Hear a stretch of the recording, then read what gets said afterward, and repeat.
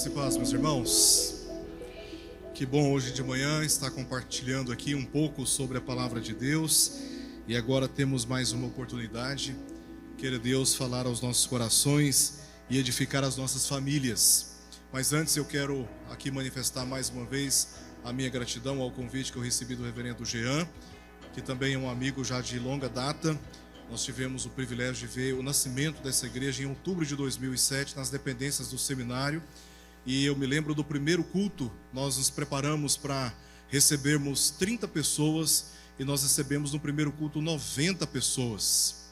Foi a correria atrás das carteiras, descendo as carteiras lá para baixo no salão do seminário e acolhendo todas aquelas pessoas. E como Deus, ao longo de toda essa história, tem manifestado a sua graça, a sua misericórdia sobre essa igreja e vê-la crescendo, se desenvolvendo, como nós vimos. Eu me lembro que o primeiro culto da Igreja Presbiteriana Luz foi o primeiro culto em 2008, no primeiro domingo do ano de 2008, foi lá na República do Líbano.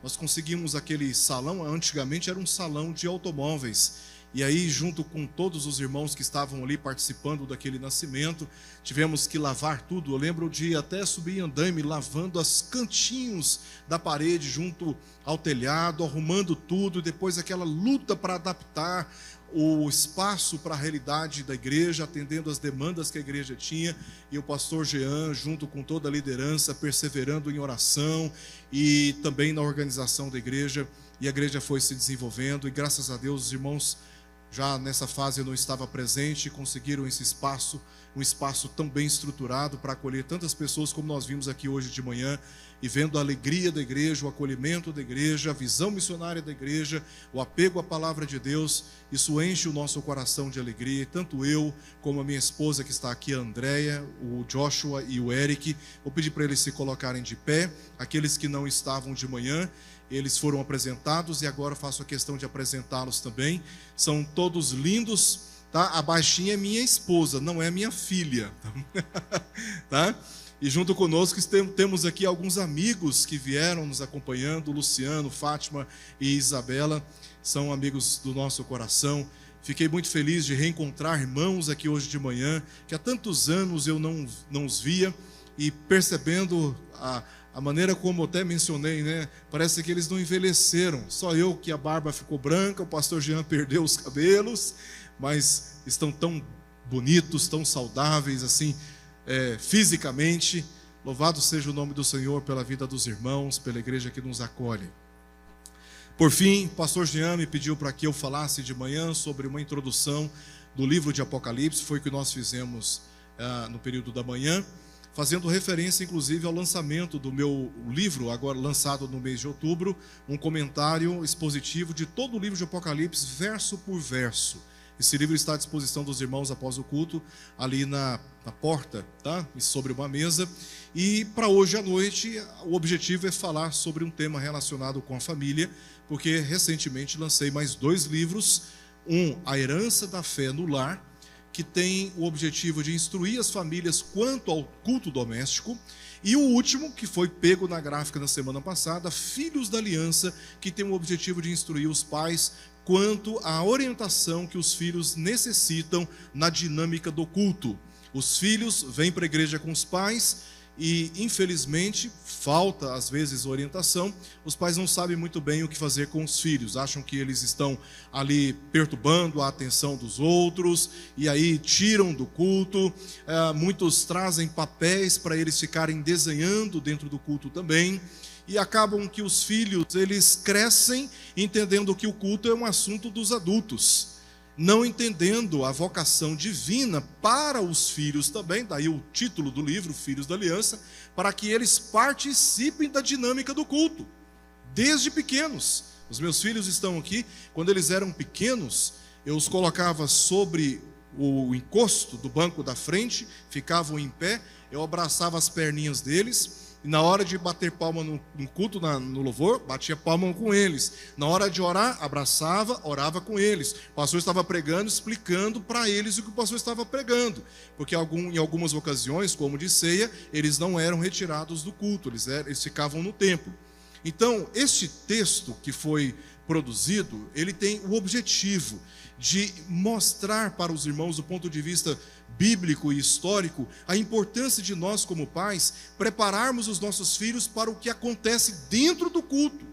E voltando para casa, o que nós precisamos conversar com eles, para que desde cedo seja cultivado nos seus coraçõezinhos amor pela palavra de Deus e pelo culto público. Esses livros estão à disposição dos irmãos, como eu disse, depois da nossa reunião aqui, ali na frente. Quero os convidar a abrir comigo o livro de Josué, um texto bastante conhecido de todos nós, Josué, capítulo 24, versos 14 e verso 15.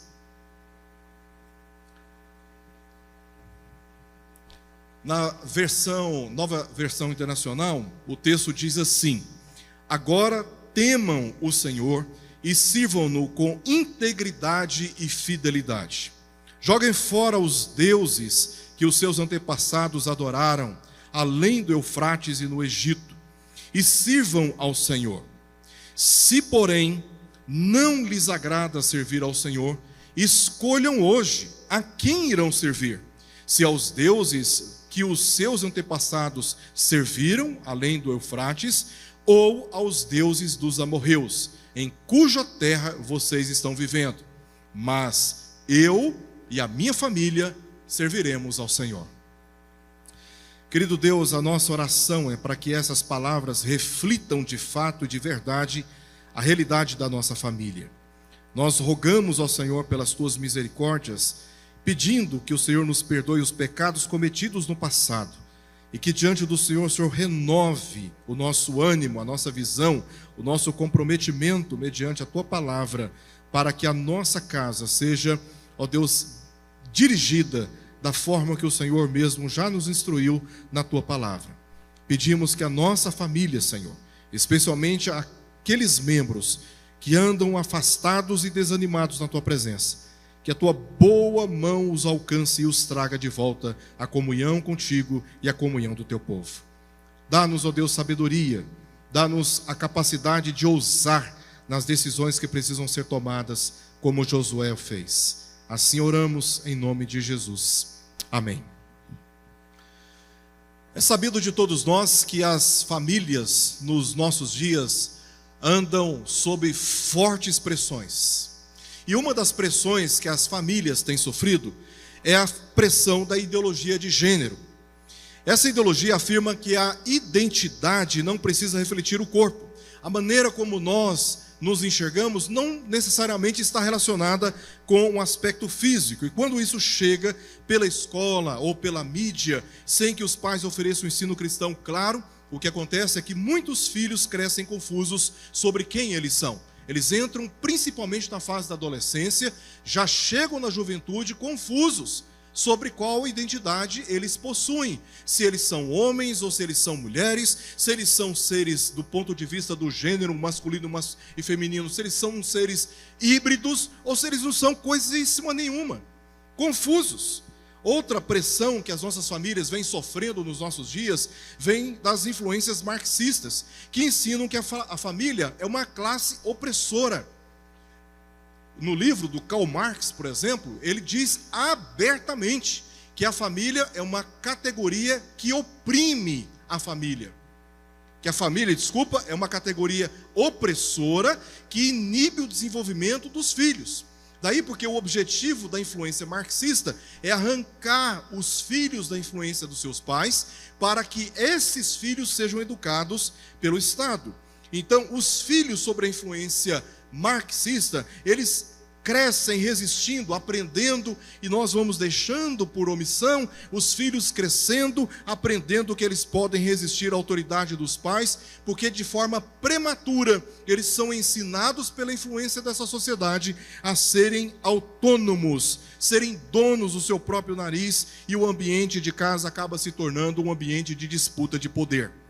Não apenas a pressão da ideologia de gênero, não apenas a influência marxista, mas chega à família a pressão também do secularismo, que normaliza uma existência sem referência ao Deus vivo. Até se sabe a respeito de Deus, até se ouve falar a respeito de Deus, mas vivem como se Deus não existisse. e a maior evidência disso é o abandono da leitura devocional das Escrituras, é o enfraquecimento da disciplina nas orações, é o desinteresse pelo culto público, quando não estão sob pressão dos pais, e os filhos acabam evidenciando numa sociedade um testemunho muito mais apaixonante daquilo que o mundo tem para oferecer, do que aquilo que Cristo oferece pelo seu sacrifício expiatório na cruz do Calvário, a vida eterna com Deus. Muitos filhos crescem diante de nós, pais, sem uma noção clara do que significa vida eterna. Crescem sem segurança da sua salvação em Cristo Jesus, mas eles sabem tudo de buscas seculares, eles sabem tudo o que acontece na sociedade, eles leem apaixonadamente tudo que o mundo tem para oferecer, mas eles crescem sem um mínimo conhecimento das Escrituras, que dizem respeito da vida eterna, da salvação em Cristo Jesus. Eles são apaixonados e disciplinados quanto a qualquer outro compromisso, menos com o culto público para o qual todos nós somos chamados a adorar a Deus. Então, quando falta oração, a leitura da Bíblia, conversas da fé associadas a um claro testemunho dos pais, os filhos aprendem a viver como se Deus estivesse distante e desinteressados da comunhão com a igreja. Não bastando a influência da ideologia de gênero, não bastando a influência do marxismo e do secularismo, até mesmo distorções sobre masculinidade e feminilidade afetam a formação, seja negando as diferenças criadas, seja reforçando modelos de dominação que não refletem o caráter do Evangelho. É o que nós chamamos de sexismo. Quando o homem ele se julga mais importante, mais valoroso do que a mulher, subjugando sua estima, seu valor, suas necessidades existenciais. E quando isso não acontece por um lado extremado, vai para o outro extremo. A mulher se julga mais valorosa do que o homem, o enfrenta e reivindica posições de autoridade, de poder e de liderança e de governo para o qual ela não foi chamada por Deus. E não existe neutralidade nesse cenário. Não existe como vivermos neste mundo. Não existe essa possibilidade sem que nós soframos essas pressões. Diante dessas pressões, onde falta ensino cristão consistente, outras vozes ocupam o espaço, e se os pais não, que o mundo falará por eles, que o mundo se posicionará por eles, e acabarão exercendo mais força de atração sobre os nossos filhos, do que nós que somos pais cristãos, chamados para exercer o governo de dirigir os nossos filhos no caminho do Senhor. Por isso, cada família precisa discernir o que está moldando suas escolhas e suas lealdades. As pressões são reais e os custos da fidelidade se tornam cada vez mais explícitos para nós. Não tem como. Você gerou o filho, você gerou uma enorme responsabilidade. Não dá para se arrepender depois de ter gerado filho. Não dá para voltar atrás. Agora é arregaçar as mangas, levantar os olhos para os céus, clamar o sangue de Jesus e assumir a responsabilidade de educar os filhos no caminho do Senhor. É árduo. Eu me lembro no primeiro ano do meu seminário, já tinha o Joshua já, que já estava com 2 anos, o Eric nasceu no ano de 2007, no meu primeiro ano do seminário, os dois acordavam de madrugada chorando, eu acordava, tinha os estudos de manhã no seminário, tinha viagens que eu tinha que fazer, viagens missionárias para os Estados Unidos, para o Peru, todos os anos, ajudando o trabalho de nascimento da Igreja Presbiteriana Luz. Eu e André começamos um trabalho na invasão da Vila Monticelli, desenvolvendo um trabalho também ali despretensioso, mas começou a ser o nascimento de uma nova igreja, e aquela agenda tão intensa, porque nós tínhamos um projeto que envolvia a administração de uma escola de treinamento de líderes para o trabalho missionário, toda aquela agenda, e os meus filhos acordando de madrugada, de 2 em 2 horas, chorando aquela cantoria dentro de casa. Eu me lembro que eu acordava e cheguei a um ponto de dizer: Senhor, eu não estou aguentando mais. Só que não tinha como voltar atrás, não tinha o que fazer, tinha que levantar da cama, a minha esposa fazendo isso também, tinha que pegar, ninar, dar uma mamar e colocar cuidadosamente no berço, porque depois de tanto tempo tentando fazê-lo dormir nos braços, se você errasse 1 milímetro no procedimento de colocar no berço, voltava a chorar de novo, e aí era todo um procedimento que tinha que seguir. É árduo, meus irmãos, criar filhos é árduo. e ensinando a palavra de Deus. Nos primeiros ensaios, 2 machos, nos primeiros ensaios que eles esboçavam em casa de me enfrentar, eu tinha que me posicionar com firmeza. Não é fácil educar filhos, mas uma vez que nós geramos filhos, nós temos que assumir a responsabilidade por aquilo que nós fizemos. E não é tempo de descanso, é tempo de luta mesmo. Os nossos filhos são a parte mais preciosa dos nossos casamentos. Nós geramos filhos, são preciosos para nós, é tudo o que mais importa para nós. Então nós nos sacrificamos por eles, fazemos tudo o que tem que ser feito, e muito mais do que qualquer vantagem que esse mundo tem para oferecer, e nós podemos ofertar, dar para eles. A maior herança que podemos transmitir para os nossos filhos é o nosso amor a Deus, é o nosso temor ao Senhor. Se nós não nos posicionarmos, este mundo posicionará e os arrancarão de dentro da nossa influência. E a pergunta que se impõe é simples e urgente: quem realmente está influenciando ou orientando a nossa família? O texto que nós lemos está dentro de uma história do livro de Josué, que envolve a conquista do povo de Israel da terra que Deus havia prometido. Essa promessa, ela foi afirmada em Gênesis capítulo 2, no chamado de Abraão, e se concretiza aqui no livro de Josué. Então, o que nós temos de promessa em Gênesis, nós temos de concretização no livro de Josué. Ele é um livro profundamente inspirador. Embora existam momentos que revelam a desobediência de Israel, vemos isso na história do próprio livro, a história do povo de Deus sob a liderança de Josué é um grande exemplo do que significa seguir no caminho do Senhor. E nós vemos isso no próprio livro. O texto que nós lemos está no final do livro. E Josué, mais uma vez, está confrontando o povo por causa da sua inconstância, por causa da insegurança que o povo transmitia para ele como líder, como sucessor de Moisés no caminho do Senhor.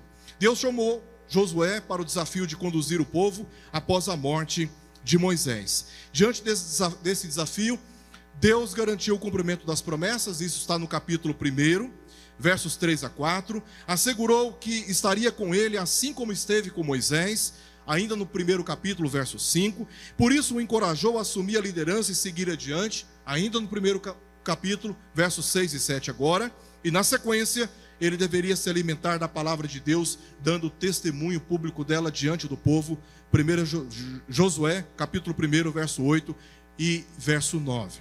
Depois da conquista de Jericó, porque eles entram, e a primeira conquista é a cidade de Jericó, e da distribuição da terra entre as 12 tribos de Israel, chegamos ao final do livro, aos discursos finais de Josué ao povo, que foram as instruções para a vida imediata e futura de Israel naquela terra. Assim como o Deuteronômio registra as últimas palavras de Moisés, Josué registra as últimas palavras dos 3 últimos capítulos, formando um grande sermão. Capítulo 22, ele destaca a fidelidade de Deus. No capítulo 23, ele destaca a responsabilidade da aliança, obedecendo aos mandamentos. E aqui no capítulo 24, ele destaca o castigo, caso não obedecessem aos mandamentos do Senhor. Deus, ele é fiel, nós temos responsabilidade na aliança com ele. Capítulo 24, se vocês não obedecerem, vocês serão castigados. E é aqui, em Josué, capítulo 24, versos 14 e 15, que encontramos uma das maiores expressões de compromisso na Bíblia, proferida por um homem decidido a seguir e conduzir a sua família no caminho do Senhor, mesmo que todas as nações, todos os povos, todas as tribos resolvessem abandonar a lealdade ao Senhor. E aqui no texto, nós destacaremos 3 questões entre os versos 14 e 15b. Primeiro, o nosso relacionamento com o Senhor, verso 14. Aí no verso 15, o nosso relacionamento com o mundo. E por fim, a parte B do verso 15, o nosso relacionamento familiar. Então vamos ver primeiramente o que Josué fala sobre o nosso relacionamento com o Senhor no verso 14. Eu lerei agora na Almeida Revista e Atualizada, que diz assim: agora pois, agora portanto, agora por isso, temei ao Senhor e servi-o com integridade e com fidelidade. Deitai fora os deuses aos quais serviram vossos pais, da além do Eufrates e no Egito, e servi ao Senhor. O nosso relacionamento com Deus, ele deve ser caracterizado por aquilo que Ele já fez a nosso favor, por aquilo que Deus já fez a nosso favor. Vejamos como Josué começa seu sermão nos versos 1 ao verso 3. Olha para a sua Bíblia, veja como que ele começa o seu sermão nos primeiros versos, aí do verso 1 até o verso 13. Ele termina no verso 13: dei-vos a terra em que não trabalhastes, e cidades que não edificastes, e habitais nelas, comeis das vinhas e dos olivais que não plantastes. É Deus discursando para o povo quantas maravilhas Deus fez a seu favor. Um povo que não merecia absolutamente nada, contudo Deus abençoou profundamente este povo. E aqui está a razão do nosso compromisso, à luz do que Deus fez por nós, por meio do seu Filho. Nosso compromisso não poderia ser outro, senão cheio de temor e publicamente marcado por servi-lo com integridade e também por fidelidade. Deus nos alcançou sobremaneira. Ele nos livrou da ira, como lemos aqui no início, no capítulo 12 de Isaías, na nossa liturgia. Deus desviou a sua ira de sobre nós e pôs a sua ira sobre o seu Filho na cruz do Calvário. Os céus se escureceram, ele foi abandonado pelos seus principais amigos, estava sendo insultado pelos outros que ali estavam crucificados. O povo estava desafiando a sua divindade, dizendo: você salvou a tantos, você abençoou a tantos, por que você não livra a si mesmo? Ali, a ira de Deus estava sendo derramada sobre o seu Filho, que conforme a profecia do Salmo 22, ele se sente abandonado pelo próprio Pai ao dizer: Pai, Deus meu, por que me desamparaste? E tudo isto, Jesus assumiu sobre si, para que nós fôssemos salvos, tivéssemos a garantia da vida eterna. E estamos caminhando rumo a esta esperança, certos de que apesar das nossas obras, imperfeitas como são, nós já somos declarados mais do que vencedores, porque esta vitória, este triunfo é resultado daquilo que Deus em Cristo fez a nosso favor. Josué aprendeu não apenas o que Deus havia dito, mas também experimentou grandes vitórias na sua própria vida. Ele experimentou do relacionamento com Deus e viveu conquistas sobre o que significa viver em fidelidade diante de Deus. É por isso que agora, no seu último discurso ao povo, ele está dizendo: vocês ainda não aprenderam, vocês ainda não se resolveram em relação a quem é o Senhor e o que Ele fez a nosso favor no passado. Pois bem, eu estou cansado de vocês, em outras palavras. Se vocês querem abandonar a lealdade ao Senhor, que o façam, mas eu e a minha família não vamos seguir esse caminho. É uma vida baseada em convicção e não em circunstâncias favoráveis ou não. É uma vida baseada em convicção sobre quem Deus é e o que Deus fez a nosso favor. Ele aprendeu na prática que o relacionamento fiel com Deus era determinante para a saúde espiritual, prosperidade e segurança do povo, tanto ao lado de Moisés, com quem ele trabalhou, que ele viveu, que ele testemunhou durante tantos anos, quanto em sua própria liderança, como no caso de Acã e na derrota em Ai, conforme lemos em Josué capítulo 7. Desobediência, deslealdade foi a causa de Deus se irar contra o povo e o levou à derrota na batalha em Ai. Josué já sabia muito bem disto, sobre a necessidade da sua relação com Deus estar bem resolvida para que a sua liderança e o povo experimentassem vitórias da parte de Deus. A educação cristã começa quando nós, pais, entendemos a palavra de Deus e a vivemos com explícito testemunho, persuasivo testemunho diante dos nossos filhos quanto ao nosso amor e o nosso compromisso com Deus. Em Êxodo capítulo 20, verso 1 ao verso 3, nós lemos: então falou Deus todas essas palavras: eu sou o Senhor, teu Deus, que te tirei da terra do Egito, da casa da servidão. Não terás outros deuses diante de mim. O que Deus requer de todos nós é um compromisso integral e também exclusivo. Somos um povo exclusivo, diz Pedro na sua primeira epístola, no capítulo 2, verso 9. Somos um povo exclusivo de Deus e é este compromisso que Ele requer de todos nós. Temer ao Senhor aqui significa abandonar toda forma de idolatria, lançar fora os deuses, porque tudo que dirige a nossa agenda controla a nossa vida. O que mais amamos é o que mais adoramos. O que mais amamos é o que mais adoramos. Que o nosso amor a Deus seja inegociável diante das pressões que como família temos sofrido, que os nossos filhos têm sofrido. Aliás, quando lemos Deuteronômio capítulo 6, nós vemos ali Deus ordenando que o povo ame o Senhor de todo o coração. E só depois Deus exige que os pais ensinem isso aos seus filhos. Começa conosco, amando a Deus de todo o coração, o temendo e sendo íntegros nas nossas relações com Deus e nas nossas relações uns com os outros, por causa do nosso temor ao Senhor. Jesus disse: ninguém pode servir a dois senhores, porque ou há de aborrecer-se de um e amar ao outro, ou se devotará a um e desprezará ao outro. Não podeis servir a Deus e às riquezas. Que a nossa lealdade a Deus, ela é inegociável. O que ele deixou claro é que tudo em nossa vida deve ter o propósito exclusivo de adorar e servir a Deus. Como concluiu adiante, Jesus dizendo no capítulo 6 de Mateus, verso 33, buscai, pois, em primeiro lugar o seu reino e a sua justiça, e todas as coisas vos serão acrescentadas. Por isso Josué disse no verso 14, agora, pois, temei ao Senhor e servi-o com integridade e fidelidade. Relacionamento com Deus.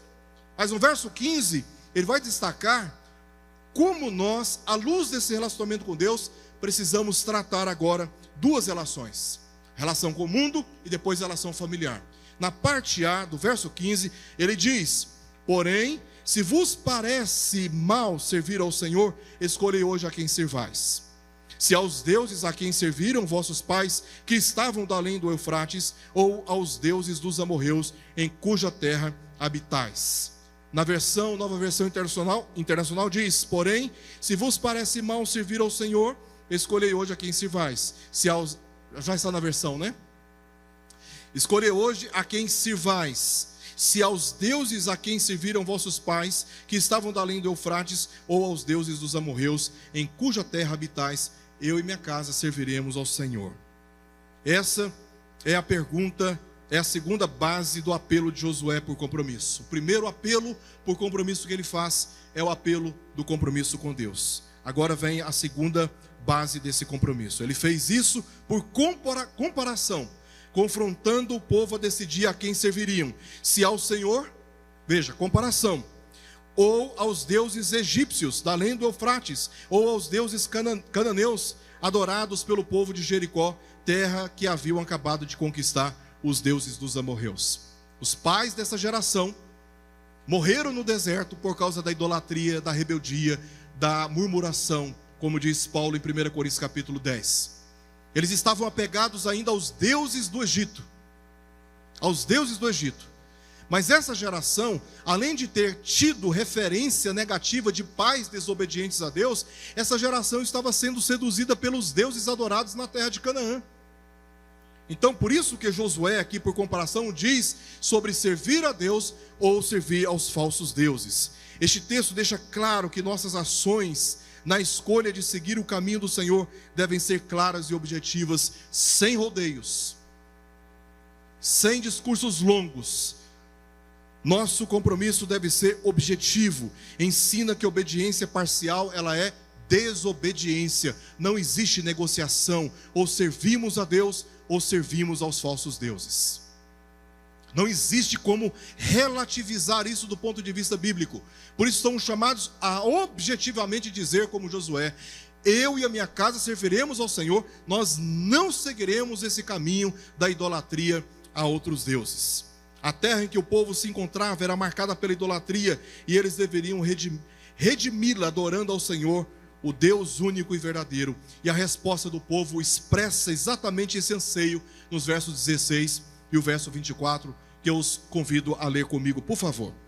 Josué 24. Como que o povo reage a essa confrontação que Josué faz. Verso 16, olha como o povo disse: longe de nós o abandonarmos o Senhor para servirmos a outros deuses. Agora o verso 24, veja o que diz o verso 24. Disse o povo a Josué: ao Senhor nosso Deus serviremos e obedeceremos à sua voz. Esse foi o compromisso do povo com Deus em face do mundo que o rodeava. Esse foi o testemunho que decidiram comunicar ao mundo de que formavam um povo temente a Deus e comprometido em servi-lo com integridade e também fidelidade. O nosso compromisso com Deus requer um posicionamento claro diante do mundo que nos odeia, diante das ideologias anticristãs que nos odeiam, diante das influências mundanas que pressionam a nossa família e a nossa responsabilidade de andar no temor do Senhor. Por fim, na parte B do verso 15, Josué conclui destacando agora o compromisso que precisamos ter com Deus quanto à nossa família. E o compromisso, ele é indubitável: eu e a minha casa serviremos ao Senhor. Eu e a minha casa serviremos ao Senhor. Podem os meus pais, os meus irmãos, podem os meus amigos, podem os meus colegas de trabalho, os meus colegas da faculdade, do colégio, podem até seguir outro caminho, mas eu não me sujeitarei à influência que confronte aquele compromisso que Deus requer de mim, aquela lealdade que Deus requer de mim. Eu permanecerei fiel ao Senhor, e comigo, minha esposa e os meus filhos, nós serviremos ao Senhor. É como se Josué estivesse dizendo: embora ninguém prossiga mais comigo como líder, sucessor de Moisés, ainda assim seguirei sem voltar atrás, mesmo que sozinhos, eu e a minha família. Não temos poder para controlar o compromisso dos outros. O máximo que podemos fazer é pregar o Evangelho e dar um testemunho sincero do nosso compromisso com o Senhor. É o máximo que nós podemos fazer. E às vezes você fala e se sente frustrado, machucado, porque você não consegue controlar a agenda de ninguém, você não consegue controlar as convicções de ninguém. O máximo que você pode fazer é dar testemunho sincero do Evangelho de Jesus Cristo. Não podemos controlar o que pensam sobre Jesus, nem escolher por eles o caminho do Senhor, mas podemos escolher por nós mesmos e como maridos e pais, por nossas famílias, assim como Josué o fez com a autoridade de um homem temente a Deus. Nós podemos fazer isso. Nossas famílias precisam ouvir o Evangelho e serem conduzidas pelo caminho do Senhor, observando o nosso exemplo de temor e compromisso com Ele. É isso que nós precisamos fazer. Isso não significa determinar a salvação de ninguém, porque a salvação pertence ao Senhor. E ela é resultado da graça de Deus e não de nenhum esforço ou disciplina da nossa parte dentro de casa. Não diz respeito em determinar a fé no coração de ninguém. O máximo que podemos fazer, além de dar testemunho, é de, em relação ao nosso cônjuge, em relação aos nossos filhos, quando ainda são dependentes de nós, é dizer: o caminho que temos a seguir é este caminho, e é por este caminho que nós estaremos caminhando. Assim Josué termina essa confrontação e testemunha a reação do povo optando por abandonar os deuses falsos e andar no caminho do Senhor. Quero terminar fazendo algumas considerações. Primeiramente, a família foi criada para viver em aliança com Deus. Deus estabeleceu em Cristo uma nova aliança conosco, uma aliança que é administrada por Ele, não é administrada por nós. Se essa aliança fosse administrada por nós, nos nossos pecados ela seria quebrada. Mas essa nova aliança, ela foi firmada pelo sangue do Cordeiro Jesus Cristo. É a nova aliança, é uma aliança perene, permanente, inquebrável, porque custou o suficiente sangue de Jesus Cristo. Ele tem uma aliança conosco, e Deus requer de nós a responsabilidade em aliança com Ele, que recebamos o sinal, como adultos, professando a nossa fé, sendo batizados em nome do Pai, do Filho e do Espírito Santo. Os nossos filhos devem receber este sinal, enquanto eles estão debaixo da nossa autoridade, devem também receber este sinal da aliança, porque eles fazem parte da aliança com Deus, como filhos nascidos dentro de lares cristãos. Assim como Deus exigiu no passado, com o sinal da circuncisão, na nova aliança, como o batismo substitui a circuncisão, os filhos também são chamados à responsabilidade por parte dos pais a andarem nos caminhos do Senhor, em aliança com o Senhor. Nós estamos em aliança com Deus. E nessa aliança, a nossa responsabilidade envolve um compromisso de forma claro e público de servir ao Senhor. A decisão de Josué revela que não existe neutralidade espiritual dentro do lar. Quando ele declarou que sua casa serviria ao Senhor, como líder da sua família, ele assumiu a responsabilidade diante de Deus e também diante do povo. Para alguns, hoje isso poderia ser facilmente interpretado como autoritarismo. Seu pai, seu marido, chegar em casa hoje dizendo: a partir de hoje, nós serviremos ao Senhor. Sem dúvidas, sem negociações, mas de forma clara, indubitável, alguém poderia talvez, diante de tal reação, dizer: você é autoritário. Ou então você é egoísta, está pensando em você, não está pensando em nós. Ou até mesmo um legalista religioso, que valoriza mais as normas religiosas do que qualquer outra coisa. Mas Josué não estava preocupado com nenhum outro questionamento, senão com um compromisso claro de que o compromisso é de andar no caminho do Senhor.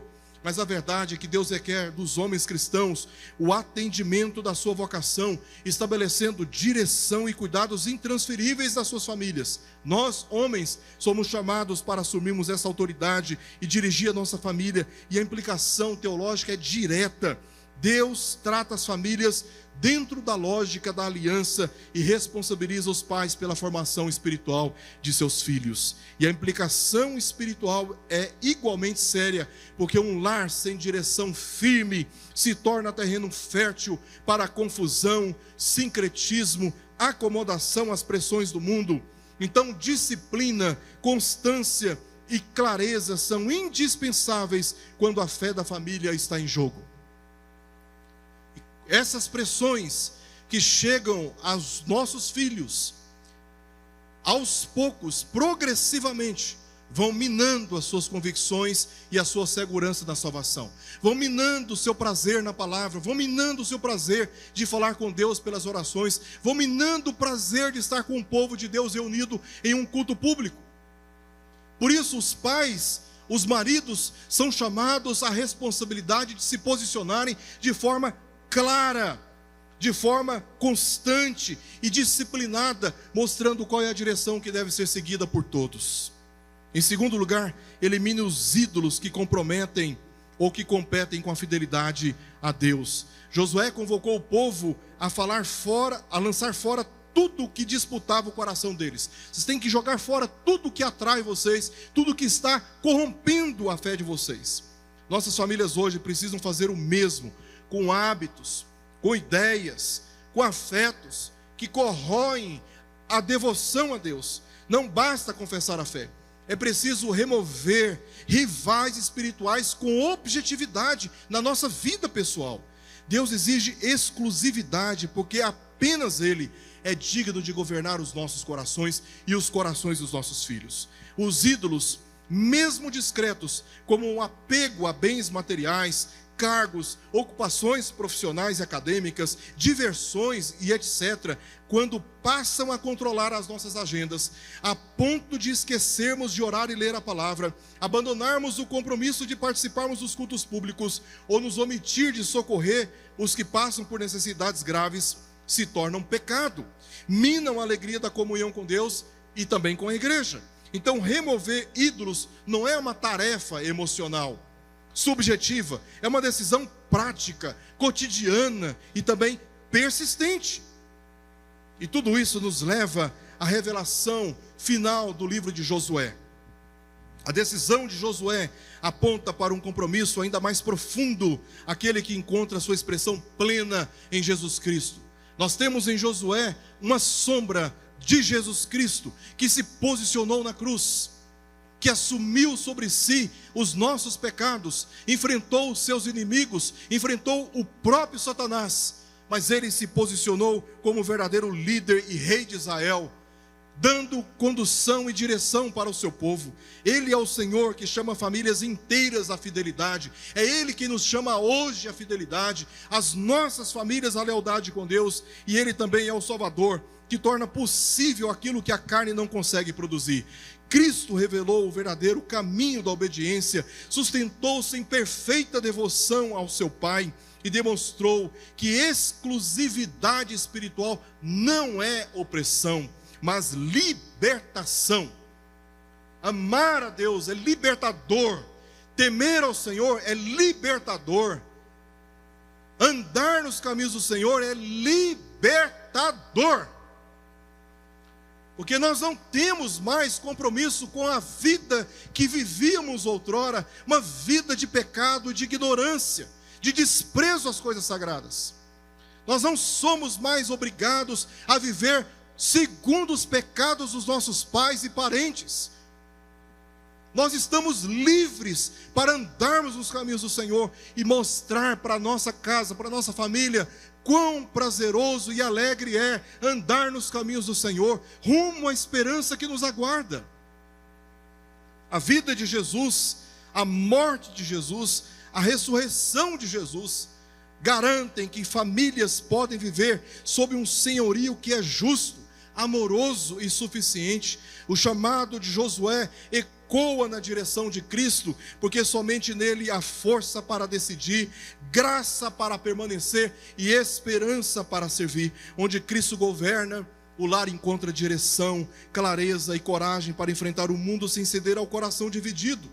Que firmados na nova aliança com Deus, estabelecida pelo sacrifício expiatório e satisfatório de Cristo, todos nós declaremos nessa noite, e eu vou pedir para colocar o texto novamente. Vamos ler? Agora temam o Senhor e sirvam-no com integridade e fidelidade. Joguem fora os deuses que os seus antepassados adoraram além do Eufrates e no Egito, e sirvam ao Senhor. Se, porém, não lhes agrada servir ao Senhor, escolham hoje a quem irão servir, se aos deuses que os seus antepassados serviram além do Eufrates, ou aos deuses dos amorreus, em cuja terra vocês estão vivendo. Mas eu e a minha casa serviremos ao Senhor. Senhor, estenda as tuas mãos sobre nós e nos abençoe, Pai. Renove em nós um espírito inabalável, cheio de temor e de amor por Ti. E tenha misericórdia, Senhor, dos nossos cônjuges e filhos, para que sejam preservados nos Teus caminhos para todos sempre.